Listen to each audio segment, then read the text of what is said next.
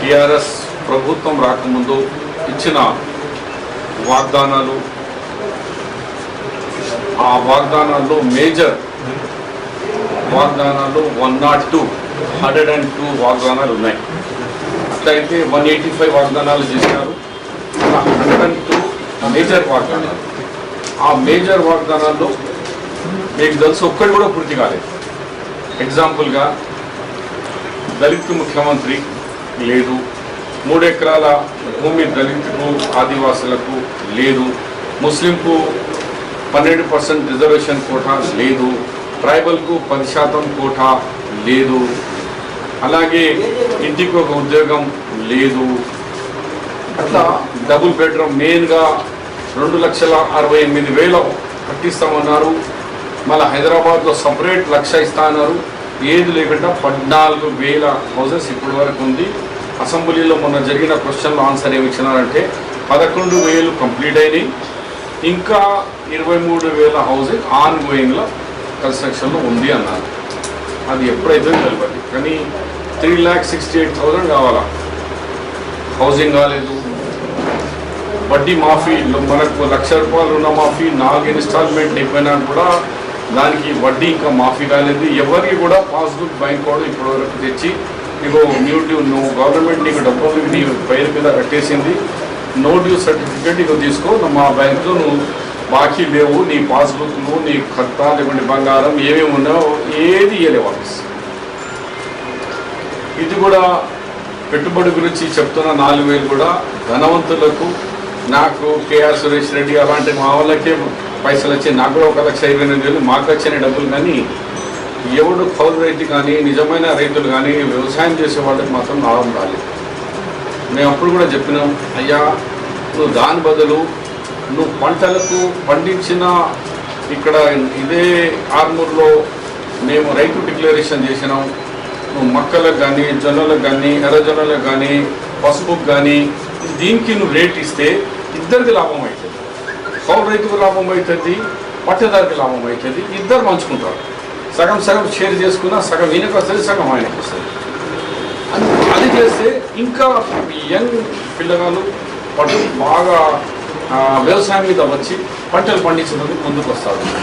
ఎగ్జాంపుల్గా ఈ నెల 5వ తారీఖు నాడు కామారెడ్డిలో టాటా కంపెనీ ద్వారా ఒక 8 ట్రేడ్స్ ఉన్నాయి.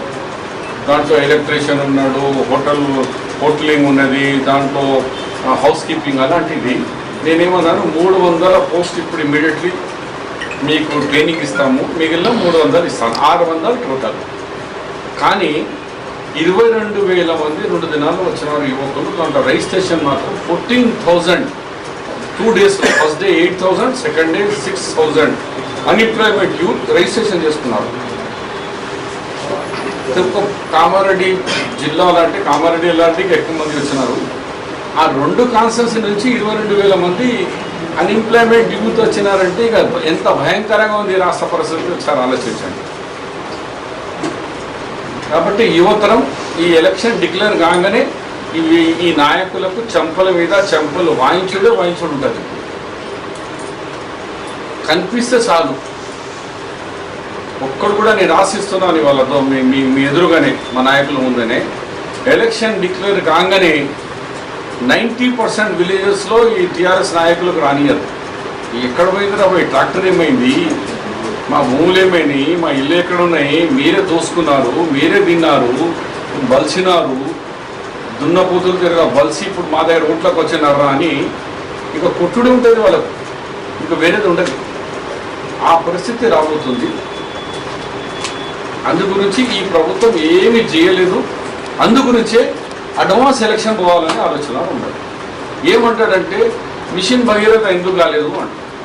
ఎగ్జాంపుల్ మేము ఆర్మూర్లో డ్రింకింగ్ వాటర్ తీసుకురావాలనే ఉద్దేశంతో మన మాజీ స్పీకర్ కేఆర్ సురేష్ రెడ్డి గారు ఫస్ట్ బాల్కొండ నుంచి ప్రారంభం మొదలుపెట్టిండు. ఆయన 40-50 crores స్కీమ్. మన జలాల్పూర్ నుంచి పాల్గొండ. నేను వచ్చిన 240 కోట్ల రూపాయలతో అదే సేమ్ జలాల్పూర్ నుంచి అప్ టు కామారెడ్డి 95 కిలోమీటర్స్ వరకు 140 crores, మిగిలిన మల్లన్నగుట్ట నుంచి కామారెడ్డికి 50 crores, అక్కడ నుంచి మున్సిపాలిటీ ఉంది కాబట్టి 27 crores, total 240 crores scheme successful తీసుకొచ్చిన. అప్పుడే ఏమన్నారంటే రాజశేఖర రెడ్డి గారు వచ్చినప్పుడు ఇక్కడ ఉంది సార్, ఇది ఆర్మూర్కు కామారెడ్డికు అయిపోతుంది, మరి ఆర్మూర్ కావాలంటే అప్పుడు ఆర్మూర్కు కొంచెం తక్కువ అమౌంట్ ఉన్నప్పుడు 117 crores rupees ఇక్కడ శాంక్షన్ మన కాంగ్రెస్ హయాంలో జరిగింది. కానీ తెలంగాణలో నేను కూడా ప్రారంభం చేసుకోలేకపోయినా అంత పెద్ద ప్రాజెక్ట్ ఈడ కూడా మేము శంకుస్థాపన చేయలేకపోయినాం. కానీ ఈ స్కీమ్ బ్రెయిన్ చైల్డ్ అంతా మా కాంగ్రెస్ వాళ్ళది. లేదు ఏం లేదు, గోదావరి జలాలు రాజశేఖర రెడ్డి గారు, షబీర్ అలీ గారు ఇన్ఛార్జ్ మినిస్టర్గా మేము 85% తెచ్చినాక ఆ నీళ్లు కొడుకు తండ్రి ఇట్లా చేసుకుంటున్నారు, జాగీర్ ఉన్నది వేసుకొని మేమే తెచ్చినాం నీళ్ళు అంటారు. వాళ్ళ ఊర్లకు సిగ్గు శరం లేదు తండ్రి కొడుకుకి. ముఖ్యమంత్రి వచ్చి సవాల్ చేస్తున్న ఆర్మూర్ వచ్చి, ముఖ్యమంత్రి నువ్వు దమ్మొచ్చి ఓట్లు ఎట్లా అడుగుతావు, అప్పుడు మేము కూడా అడుగుతాం, నీకు 1 yearలో నీరు తాగిపిస్తా అన్నావు. ఇప్పుడు 4.5 సంవత్సరాలు అయిపోయింది, రోడ్లన్నీ తొలిసి పెట్టేసినావు, ఆ వాటర్ ఇప్పుడు ఇవ్వలేదు. అది మా శాంక్షన్ ఇచ్చింది, మా బ్రెయిన్ చైల్డ్, మా పిల్ల, అది మా వాటర్ది. కానీ దానికి నువ్వు ఫౌండేషన్ వేసావు, ఎవరో గవర్నమెంట్ రూలింగ్ కాబట్టి మీరు నువ్వు వదిలేస్తే మేము వచ్చి చేస్తాం. కానీ అది రొటీన్ పద్ధతులు, దానికి నేను తప్పు పడతలేను. కానీ 1 yearలో ఇస్తాను, ఇప్పుడు 4.5 సంవత్సరాలే ఎందుకు నీళ్ళు ఇవ్వలేదు? ఇవాళ అన్ని గ్రామాల్లో తవ్వి పెట్టేసి కాంట్రాక్టర్ మాత్రం మొత్తం పైప్ లైన్లతో పైసలు ఎత్తుకుని ఇప్పుడు ఎవరు దీనికి బాధ్యత?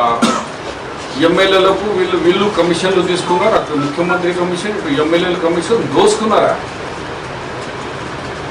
ఇవాళ నేను ఒక పత్రికలో చదివినాను, 16 చీఫ్ మినిస్టర్లు 60 సంవత్సరాల పాలనలో అప్పు 69,000 కోట్లు ఉమ్మడి రాష్ట్రం.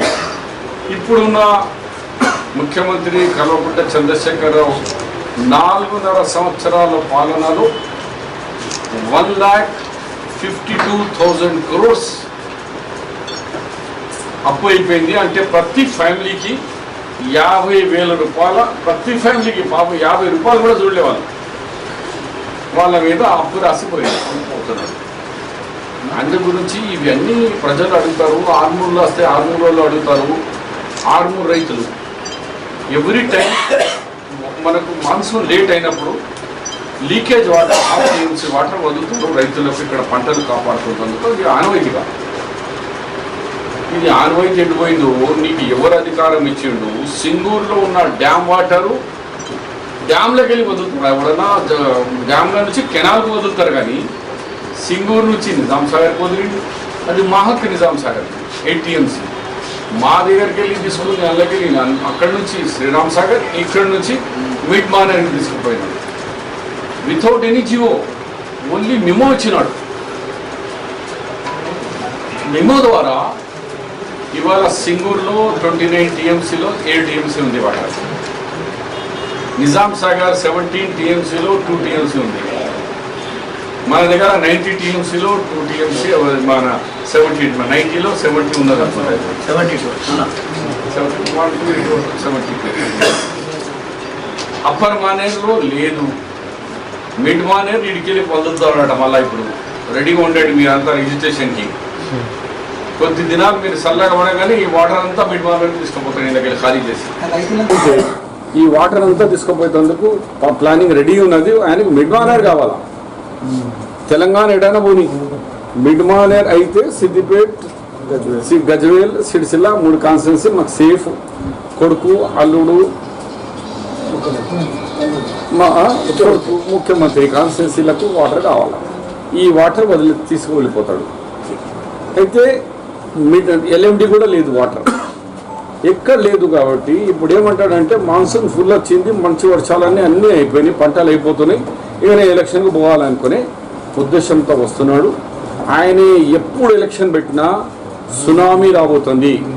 యువకులు, ముస్లిం మైనారిటీసు, ఆదివాసీలు, భూమి లేని వాళ్ళు, దళితులు, కార్మికులు, ముఖ్యంగా రైతులు 4 సంవత్సరాల నుంచి పంటలు రాని ధరలు రాని ఉన్నవాళ్ళు అందరు తెలంగాణలో ఏ ఒక్క వర్గం బిజినెస్ కమ్యూనిటీ కానీ అగ్రికల్చర్ కమ్యూనిటీ కానీ లేబర్ కమ్యూనిటీ కానీ అన్ఆర్గనైజ్ సెక్షన్లో పనిచేసే కానీ ఎవ్వరు హ్యాపీగా లేరు.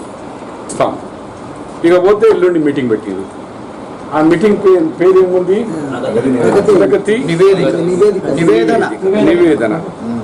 ఆ నివేదన ఏమున్నదో ముందుగా ప్రగతి ఏం చేసామో తెలంగాణకు నేను సవాల్ చేస్తున్నా as the leader of the అపోజిషన్గా. నువ్వు ఏమేమి అభివృద్ధి కార్యక్రమాలు చేసి నీ నల్లాలు ఆడ ఉన్నాయి, నీ ఇరిగేషన్ ఆడ ఉన్నది, నీ కాళేశ్వరం ఆడ ఉన్నది, జర చెప్పాయి ఒక్కసారి. నువ్వు ఇలా కమిషన్ తీసుకున్నావు 1000 కోట్లది, దాన్ని ప్రగతి చెప్పు. ఇప్పటివరకు అవుతుంది. ఇప్పటివరకు 3 డేట్ చేంజ్ చేసినాం. వాట్ నల్లాలది 17 పోయింది, 18 పోయింది, 8 ఆగస్ట్ కూడా పోయింది. కాళేశ్వరం కూడా అట్లనే డేట్ బాయ్. భూమి మీద ఉన్నారు, డైలీ అన్ని వర్గాల ప్రజలతో మీరు కలుస్తున్నారు. మీ గుండె చేతి మీద పెట్టుకుని చెప్పండి, వాళ్ళకు 100 సీట్లు వస్తాయా? వీళ్ళు దెబ్బలు తినకుంటే నేను రాసిస్తా ఏది బాండ్ పేపర్ మీద ఎంతమంది ఎమ్మెల్యేలకు ప్రజలు ఎలక్షన్ డిక్లేర్ కాగానే ఎన్ని గ్రామాలు రానియకుండా దెబ్బలు కొడతారో రాసిస్తా.